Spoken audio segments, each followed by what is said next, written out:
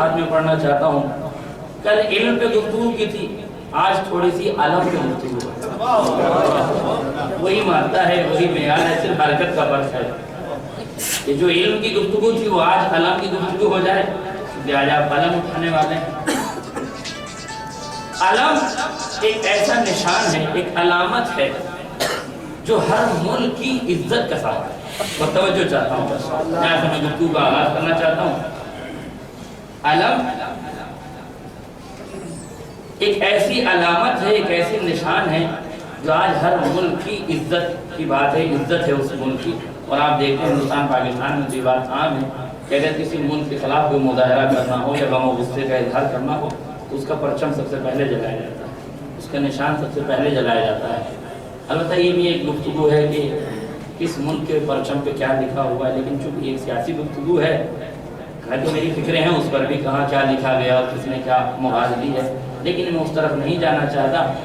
لیکن صرف اور صرف یہ بات کہنا چاہتا ہوں کہ وہ علم علامت ہوا کرتا ہے کسی بھی ملک کی عزت کا, کسی بھی ملک کے وقار کا. وہ پرچم ضمانت دیتا ہے.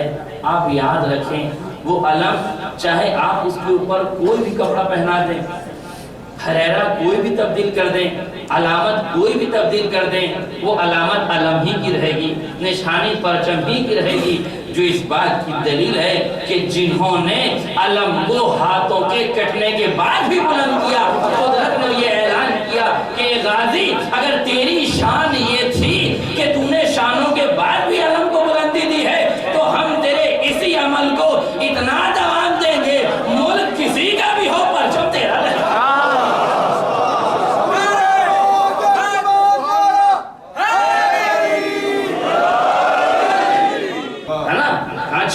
کو ملا دیجئے تو 5 حصے بیٹھتے ہیں 55 سال.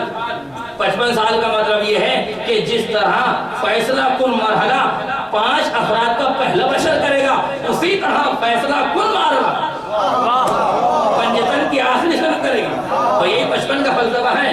55 سال کے بعد واقعہ کربلا ہوگا. اور اب جو فوائد صلح حدیبیہ سے حاصل ہوئے ہیں, اب میں ثابت کروں گا کہ وہ سارے فائدے کربلا سے حاصل ہوگا. توجہ فرمائیے, جو فائدے کربلا سے, جو صلح حدیبیہ سے ہوئے وہ کربلا سے ہوئے. بس اسی طرح سے سنتے رہیں. توجہ, واقع حدیبیہ ہے کیا, تھوڑا سا میں خلاصہ آپ کے سامنے کر دوں. باتیں تو آپ سنتے رہتے ہیں لیکن صرف اور صرف اس واقعے کا خلاصہ, تاکہ جب میں نتائج کی طرف جاؤں تو آپ متوجہ ہوں. صلح حدیبیہ سن 6 ہجری میں ہوئی. پیغمبر اسلام نے اعلان کیا کہ چلیں عمرے کے لیے جانا. بہت سے مومنین آئے, بہت سے لوگوں نے منع کر دیا. 1400 افراد پر مشتمل یہ قافلہ تیار ہوا. یہ 1400 افراد کا قافلہ چلا مدینے سے مکے سے حج عمرہ کرنے کے لیے. ذی قعدہ کے مہینے میں یہ قافلہ گیا. اسفان کے مقام پر یہ قافلہ رکا اور یہاں سے کچھ دوری کے بعد حدیبیہ نامی ایک علاقہ ہے, وہاں قافلہ پیغمبر نے روکا. یہاں پیغمبر کے قافلے کو یہ اطلاع ملی کہ کفار قریش ہمیں روکنا چاہتے ہیں, مکے میں داخل نہیں ہونا دینا چاہتے, ہمارے خلاف سازشیں کر رہے ہیں. پیغمبر نے وہیں قافلے کو روکا تو لوگ کہنے لگے کہ یا نبی اللہ, یہاں کا نہ آب و دانہ ہے, نہ کھانا ہے, نہ پانی ہے, یہاں آپ نے ہمیں کیوں روک. توجہ فرمائیے, جیسے ہی پیغمبر نے یہ سنا تو بااجاز ان کے لیے کھانے اور پانی کا اہتمام. میں توجہ چاہتا ہوں, ایک جملہ میں یہاں سے کہے بغیر نہ رہوں گا. جب امام یا نبی یہ کہہ دیں کہ رک جاؤ تو کمال اطاعت یہ ہے کہ رک جاؤ. نہیں سمجھا, کمال اطاعت یہ ہے کہ رک جاؤ. اور امام کہیں کود پڑو تو کمال اطاعت یہ ہے کہ کود پڑو. اور ہے نا آپ کے سامنے ایک واقعہ ہارون مکی کا. ایک شخص آیا اور آگے کہنے لگا مولا آپ قیام کیجئے, کیوں نہیں کرتے؟ امام نے کہا تندور میں کود جا. ان کا کود جا تندور میں, تو ساتھ دے رہا ہے. کہا مولا میں تو آپ کا ساتھ دینا ہے, آپ مجھے کو تندور میں کدا رہا. ادھر سے ہارون مکی آیا. ہارون مکی نے سلام کیا, امام نے جواب سلام دیا. جواب سلام دے کے امام نے کہا کہ تندور میں کود جاؤ. وہ کود گیا. توجہ فرمائیے گا, میں چشمے تصور میں ہاتھوں کو جوڑ کے ہارون مکی کے پاس پہنچا اور میں نے کہا ہارون مکی, تو نے یہ بھی نہ پوچھا کہ کیوں کودوں, کیا کام ہے, تجھے پتا کیسے چلا کہ یہ آگ, توجہ چاہتا ہوں, یہ آگ تجھے نقصان نہیں پہنچائے گی، تجھے گرن نہیں پہنچائے گی۔ کہا یہی تو مرحلہ عقیدہ و عقیدت ہے۔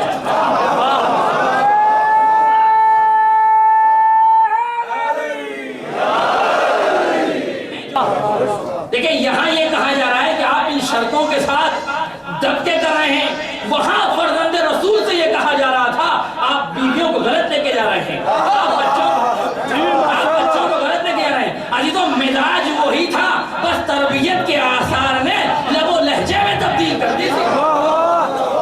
وہاں رسول کو مشورہ تھا، یہاں فرزند رسول کو مشورہ ہے، اسی لیے پیغمبر کے بیٹے نے کہا کہ یہیں رہو۔ ٹھیک ہے تم سے استفادہ ہوگا، ان سے بھی یہ نہیں کہا کہ تم اسلام سے باہر ہو، کہا ٹھیک ہے تمہیں لوگ صحابی کہیں گے ٹھیک ہے رہنا، لیکن اب تم سے یہ کام نہیں لیا جائے گا۔ لہذا صلح کا جو دستاویز تھا وہ علی نے تیار کیا۔ توجہ ہے، اور جتنے بھی شرطیں، اور اگر میں ایک قدم اور آگے بڑھ کے کہوں تو کردار حضرت زینب کو اگر کسی کو ملاحظہ کرنا ہو تو یہیں سے دیکھ لے، حبیب کو کوفے سے بلانے کا فلسفہ یہی تھا کہ ہمارا مسلم وہاں جائے گا تب وہیں کے کارنامے انجام دے گا، وہاں سے مسلم وہاں سے حبیب آئے گا تو حبیب کا آنا یوں ضائع نہیں جائے گا، یہ کٹا ہوا سر جب واپس جائے گا تو ہماری حقانیت کا اعلان۔ دیکھیں شرط کا فرق ہمیشہ یہ نہیں ہوتا ہے کہ جس طرح وہاں تھا، نہیں، نتیجے کی بات کیجئے کہ نتیجے میں جیسے وہاں استفادہ کیا یہاں ویسے یہاں استفادہ کیا۔ اور یہ بات اٹھی کہ پیغمبر اسلام نے پوچھا کہ بھئی کیا بات ہے، کیوں یہ شرط قبول کر لی؟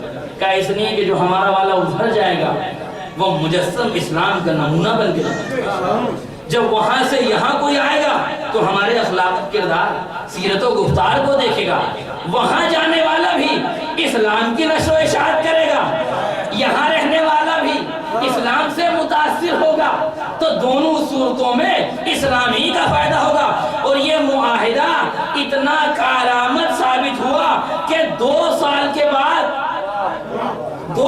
کے بعد فتح مکہ کی راہیں ہموار ہو گئی۔ اس کا مطلب یہ ہے کہ صلح حدیبیہ سے پہلے اسلام ایک دائرے میں محدود تھا، صلح حدیبیہ کے بعد پورا اسلام پوری دنیا میں پھیلنا شروع ہو گیا۔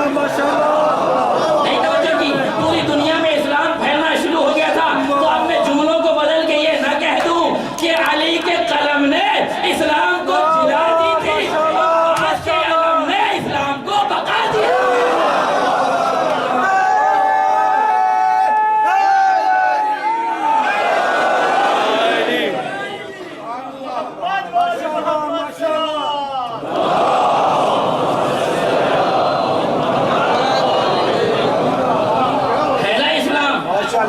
اسلام پھیلنے لگا، اور حد یہ ہے، تاریخ کے لفظ یہ ہے کہ فتح مکہ کے بعد پیغمبر اسلام نے ایران، حبشہ اور روم کے روسا اور ملکوں کو اسلام کا پیغام دیا، اسلام قبول کرنے کی دعوت دی۔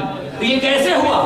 اسی لیے وہ صلح جو دب کر کی جا رہی ہے، امت مسلمہ کے نزدیک شرائط قبول کیے جا رہے ہیں، دب کے کی جا رہی ہے، اس جنگ کو، اس صلح کو قرآن فتح مبین کہہ رہا ہے۔ اس سے پہلے بہت سی جنگیں ہوئی، خندق ہوئی 5 ہجری میں، کچھ دنوں پہلے اس میں کل کفر مارا گیا، صحیح، لیکن اسے تو فتح مبین نہیں کہا۔ اس سے پہلے احد ہوئی، اس کو بھی فتح مبین نہیں کہا۔ بدر ہوئی، اسے بھی نہیں کہا۔ اس سے پہلے متعدد غزوات اور سریات ہوئے۔ توجہ ہے، کسی بھی جنگ کو فتح مبین نہیں کہا گیا۔ کیوں؟ اس لیے کہ کسی بھی جنگ سے وہ نتائج برآمد نہیں ہوئے کہ جو صلح حدیبیہ سے برآمد ہوئے تھے۔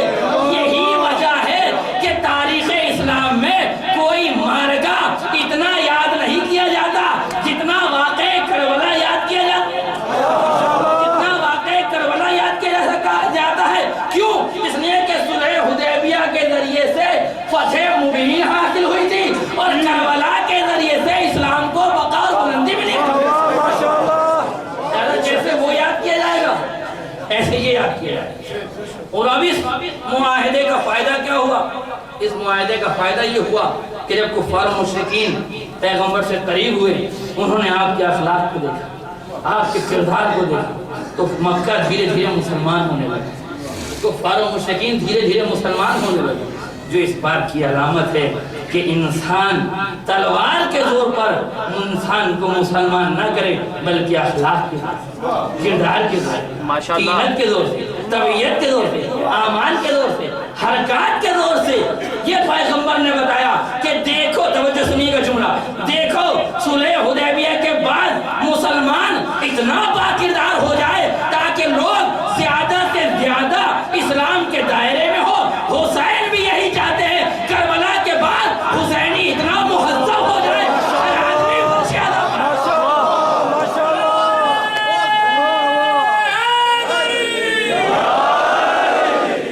یہ رسول بتائیں گے، یہ فرزند رسول بتائیں گے۔ رسول نے اس سال عمرہ نہیں کیا، اس لیے کہ معاہدہ یہی تھا کہ اس سال آپ عمرہ نہیں کر سکتے، آئندہ سال آئیے گا، 3 دن تک آپ کے لیے مکہ خالی کر دیا جائے گا، کفار و مشرکین باہر چلے جائیں گے، آپ 3 دن تک یہاں رہیں گے، لیکن اس شرط کے ساتھ کہ تلواریں نہ لائیے گا۔ اللہ اکبر، تلواریں نہ لائیے گا۔ کیوں؟ اس لیے کہ خانہ کعبہ میں داخل ہونے کے لیے اسلحہ جنگ کی ضرورت نہیں ہے۔ قسم خدا کی، کل کا کافر رسول سے یہ مطالبہ کر رہا تھا کہ خانہ کعبہ میں تلوار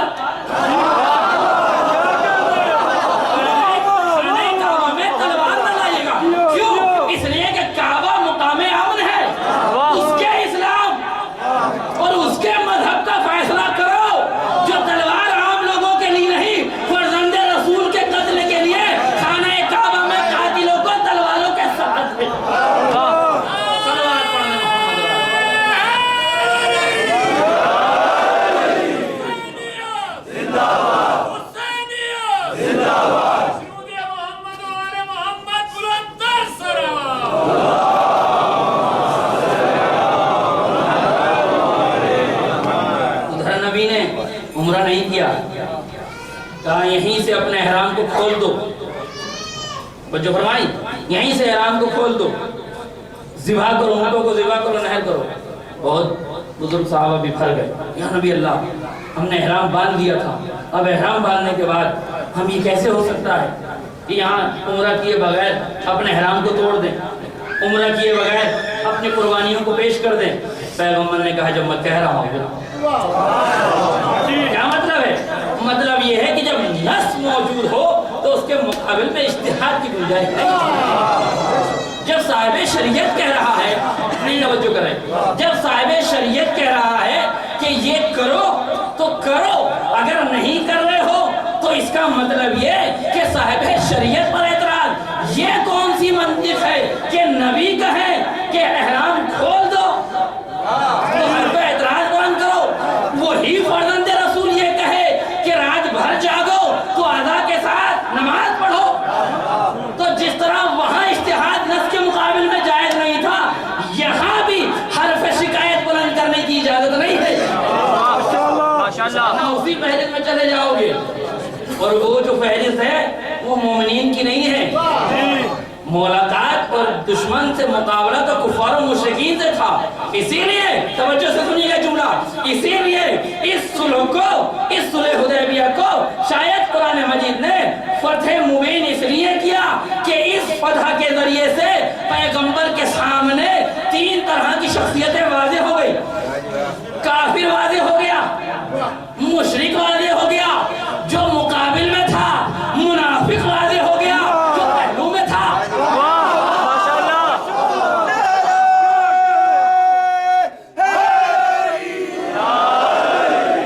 منافق واضح ہو گیا جو پہلو میں تھا۔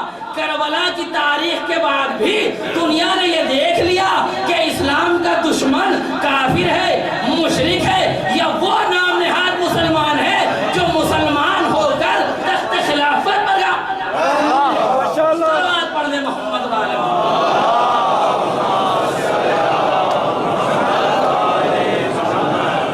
اور آپ نے محسوس کر لیا۔ اس وجہ سے یہ آئے کریمہ اِنَّا فَتَحْنَا لَكَ فَتْحًا مُبِينًا پورے مقصد کربلا کو امام نے اس ایک آیت کے زمرے میں امت مسلمہ کو سارے دروس و اسباب دے کہ اب تمہاری ذمہ داری ہے کہ اس فتح مبین کے بعد مسلمانوں نے اپنا کردار پیش کیا تھا، اور اب تم کربلا کے بعد اپنے کارنامے. اور یہی وجہ ہے کہ اگر صلح حدیبیہ کے بعد جو فتوحات اسلامیہ ہوئی ہے ان میں سب سے پہلے، بس ایک جملہ اور ربط مسائل، ان میں سب سے پہلے جو صورتحال پیش آئی وہ فتح خیبر کا مارکہ ہوا سن 60 ہجری میں. خیبر والوں نے مسلمانوں کو بہت پریشان کر رکھا تھا، اور یہ ایک اعتراض بھی کیا جاتا ہے کہ پیغمبر نے جتنی بھی جنگیں لڑی وہ ڈیفینس پہ لڑی، کوئی اٹیک یا کوئی حملہ نہیں کیا. یعنی بعض لوگ کہتے ہیں کہ پھر خیبر کے بارے میں کیا خیال ہے کہ باہر جا کے حملہ کیا گیا. تو کہا آپ صرف خیبر دیکھ رہے ہیں، اور مجبوری یہی کہ خیبر ہی پڑھی جا رہی ہے، وجہ خیبر نہیں پڑھتے. کہا آپ اگر خیبر کو دیکھیں گے تو یہ اعتراض ہوگا، وجہ خیبر تلاش کریں، خیبر ہوئی کیوں ہے؟ وہاں سے تاریخ کا المیہ سامنے آئے گا. خیبر کی یہودی مسلمانوں کو پریشان کر رہے تھے. کیا کرتے تھے؟ جب بھی کوئی مدینے میں سے باہر نکلتا تھا اسے مارتے تھے، کسی کا سر مونڈ دیتے تھے، کسی کا ہاتھ کاٹ دیتے. تو یہ کیا ہے؟ نہیں توجہ کی. نہیں، آج کی لینگویج میں اس بات کو کہہ دوں کہ اگر کوئی انسان اپنے کام سے جا رہا ہو اور زبردستی اسے چھیڑا جائے تو اسی کا نام ہے آتنکواد، دہشت گردی، ٹیررزم اور ارہابیت. اور یہودیت کی یہ پالیسی تھی کہ جب کوئی مسلمان جاتا تھا پیغمبر کا چاہنے والا تو اسے مارتے تھے. اب اگر تاریخ دہشت گردی دیکھنا ہے تو اپنے گریبان میں جھانکو، مسلمانوں کو کیوں قرار دے رہے ہیں؟ اپنے گریبان میں جھانک کے دیکھو. اور یہ کارنامہ بھی توجہ فرمائے گا، صلح حدیبیہ کے بعد علی کو اتنا موقع ملا کہ آپ نے 2 انگلیوں سے در خیبر کو اکھاڑا. تو گویا صلح حدیبیہ کے بعد جو کامیابی ملی ہے تو خیبر کی ملی ہے. کربلا کے بعد اگر حسین کو کامیابی ملی ہے تو علی نے فتح خیبر کر کے بتایا تھا، اسی زینت علی نے فتح شام کر کے بتایا.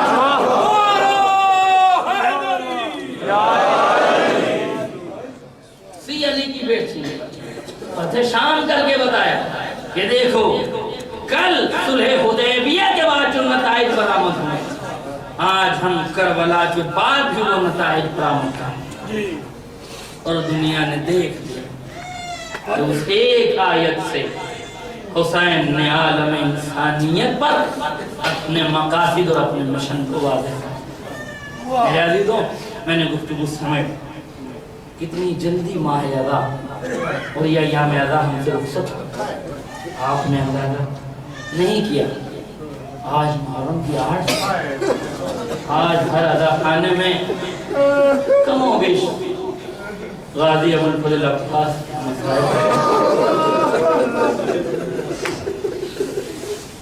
علی کا لخت جگر عباس. روایت کہتی ہے کہ جب جناب ذوالفقارین نے جناب عباس سے پوچھا اور کہا کہ عباس تم جانتے ہو تمہارے بابا نے تمہاری ماں سے کیوں شادی کی تھی؟ ایک مرتبہ روایت کہتی ہے اتنا سننا تھا کہ غازی نے گھوڑے کی دین پر بیٹھ کے انگڑائی لی اور یا زہیر اتشجعونی کہ زہیر مجھے شجاعت دلا رہے ہو. روایت کہتی ہے جیسے ہی انگڑائی لی ہے گھوڑے کی رکاب ٹوٹ گئی. اتنا بہادر، اتنا شجاع جری اس کا. لیکن اس غازی کو میرا چوتھا امام فرماتا ہے کہ کانا امن العباس صلب الایمان و نافذ البصیرہ. میرا چچا عباس ایمان کی پختگی کا نام ہے اور نافذ بصیرت کے اعلیٰ مرحلے پر پایا. کیوں؟ اس لیے ایک روایت یہ کہتی ہے کہ کہیں بھی کوئی بھی موقع ایسا نہیں آیا کہ جہاں عباس نے حسین کو پلٹ کے کوئی جواب دیا یا یہ کہا ہو کہ کربلا میں ہم کیوں جا رہے ہیں. اسی لیے کہتے ہیں السلام علیکم ایھا العبد المطیع مکمل طور سے اللہ اور رسول کا اطاعت گزار، مکمل طور سے اطاعت اور ایسا اطاعت گزار کہ جب خیمے افراد کی کنارے لگا دی ہے غازی نے، ایک مرتبہ شمر کا رسالہ آیا آگے کہتا ہے عباس فراس سے حسین کے خیمے ہٹا لیے جائیں۔ ایک مرتبہ غازی نے خط کھینچا اور خط کھینچنے کے بعد فرمایا ارے کس کی مجال جو عباس کی زندگی میں حسین کے خیمے خدا کی نعمت میں لائے مختصر کر کے صاحب آپ کی شہادت منزلوں تک لے کے جائیں۔ اس کی مجال